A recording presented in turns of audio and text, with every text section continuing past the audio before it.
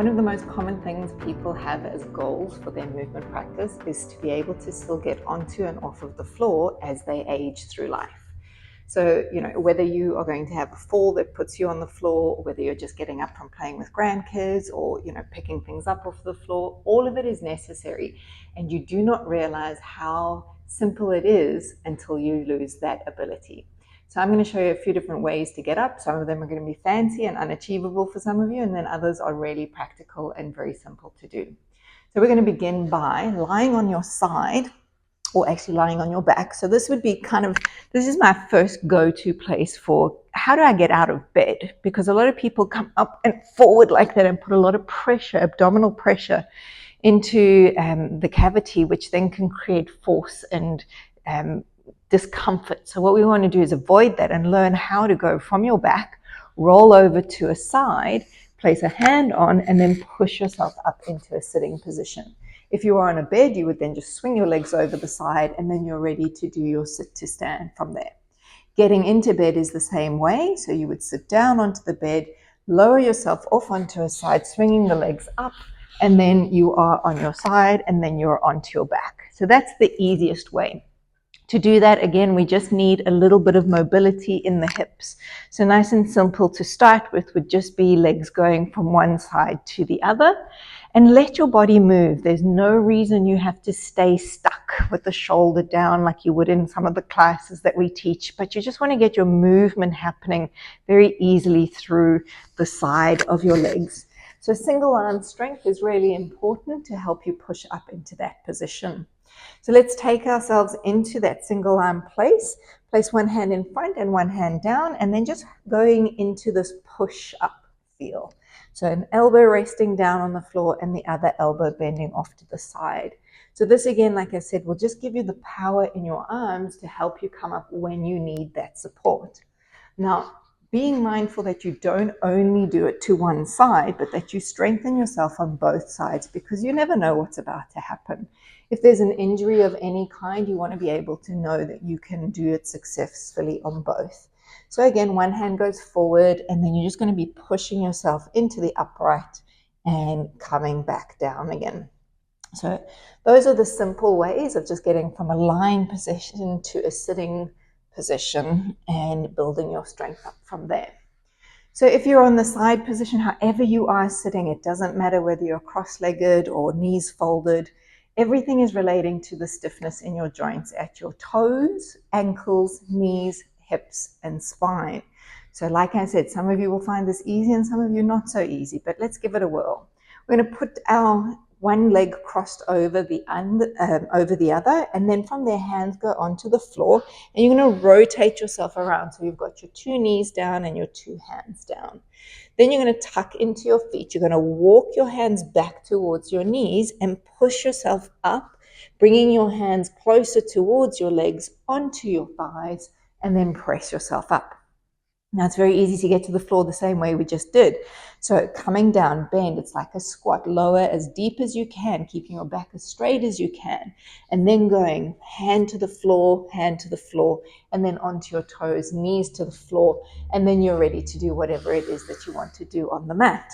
So that's a really lovely way of getting up and down, which doesn't put a lot of stress on your back body. So we're going to progress that movement so that you can have multiple variations. So again, we'll start in that basic movement position. So from here, again, you could lift your knees up into the air and walk yourself back towards your feet, coming onto your thighs and then standing up tall. And then the same going down. So this depends on the flexibility of your back and your legs as to how comfortable you are to bring yourself toward or away from the mat surface. The next one we're going to do is more of a proposal or a lunge position. Now this one can be a bit tricky, especially if you've got stiff ankles or if you've got any knee issues. So be mindful with this one, take it slow, we will progress it, so just go with what feels good for you. So with this one, you want to be coming into a high kneeling position to start.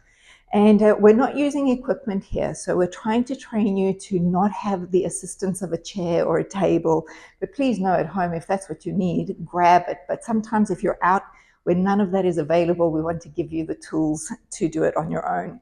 So bringing a leg forward, again, this is a challenging thing. There's a bit of a balance, bringing the leg through. I'm going to do that again because sometimes what you'll want to do if you don't have the movement in your hip is you'll want to swing that leg out to the side. So that's okay, but really we do want to try and get you to be swinging the leg through. Place both hands onto the front thigh. Go into a little bit of a lean forward, and then if you can, you tuck your back toes and you press yourself up and then join your two legs together. We're going to go down on the same side we came up. So you'll take the leg behind you, both hands onto your thighs, and lower yourself towards the mat. Important to switch sides. Again, hand on, little lean forward, toes tuck, push off, and then stand yourself up. And then lowering yourself back again, back foot onto the toes, down into the knee bend, release, and you're to the floor. So how do we progress that? Is we say no hands. So the same movement, you bring your knee forward, you tuck your toes behind, and then you press yourself up into the full stand. And then the same way going down. Coming to the floor, there's a lot of lengthening that has to happen in your thigh muscles, and that's why sometimes the knee hurts when you do this. Switch the legs over and then pushing yourself up, meeting the two legs together, and then taking it back and slowing it down towards the ground and return. So those are the most common ways to be able to get up that are very ergonomical for you and should feel pretty achievable. At least one of those variations will do it. The next few that we're going to do a little bit more challenging. So if you're up for it, go for it. Remember that this again will have a lot of need for hip mobility and strength. So we're going to take a cross-legged sit position. I never know whether I should face you and show it this way. I think I will, slightly on an angle perhaps. So in a cross-legged position, you put one leg in front. I've got Bear who wants to sit on my lap. No, not yet. And then from there, you're going to reach your arms forward in front of you and you're just going to rock yourself to have your sit bones, sorry, I'm going to change angle again, have your sit bones just leaving the floor. Now that is more challenging than I promise you could even think. So if you need to, put hands out in front of you and balance yourself towards the front edge of your mat or the surface that you're on. Because this is what is required, this step, before you take it to the next level. So we're going to go into the balance and then you're going to go into the full stand. And then you come down slow, slow, slow, slow, slow, and then lowering yourself down to the base. Now, switch legs because one leg is going to be always easier than the other. And you do the same movement.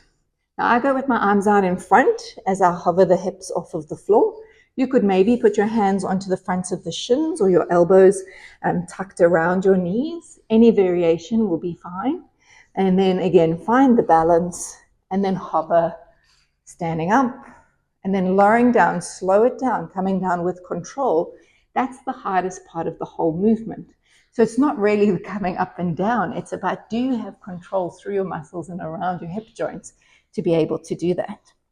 All right, so our next one is going to be a Z-sit position. So one leg in front and one leg behind. Again, we can use hands to start and then we'll have no hands. I'm just seeing Bear definitely wants to be in my lap, but he doesn't know that we're about to get up. All right, so from here, we're going to put hands to the floor and then come up onto your knees and then push back. And like we did with the first exercise, you are up.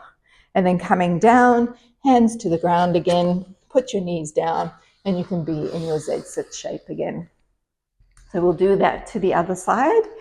And then again, hands to the floor, onto the two knees, swing the legs back onto your toes. If you've got the full squat position, even better.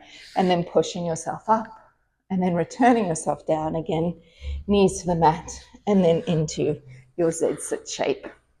So I know I'm moving around a lot, but that's because I've got a little mat surface and I want to show you all the different versions. So now we can combine our standing up through the lunge as well. So you come up onto your knees, you swing your leg around, bringing it forward, tuck the toes, hand on the front thigh, and bring yourself to the top. And then you can go back down again, untuck, swing that leg behind you, oops, and then resting down. So we'll do the other side. So I just got to switch my legs over. And then from here we go again, up onto the knees. Swing the back leg around to the front. Whoop, I'm going to lose my balance. and then push up to the top, and then coming down, and then undo the feet, swing it around, and you're back towards the floor. So the thing that happens with us as we get aging in our body, which is a natural process, never think that that's not going to happen to you, because it will, but you start to doubt your body's ability.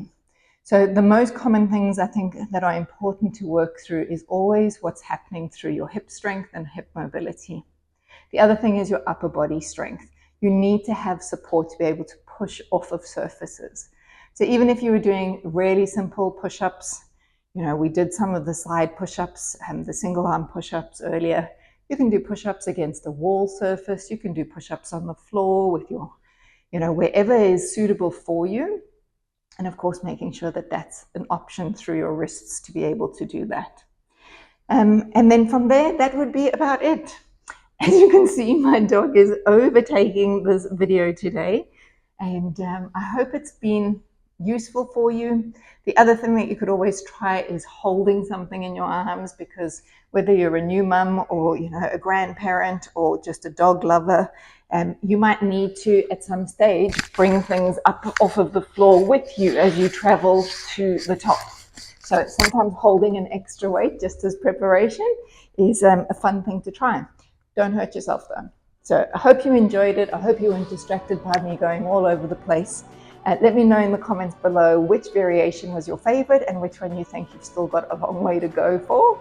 And then always, if you enjoyed the content, please remember to like, comment, share, subscribe, share it along, do all those lovely things, talk about it, and let more people move better, feel better, and live better. We look forward to seeing you again in another one soon. Bye.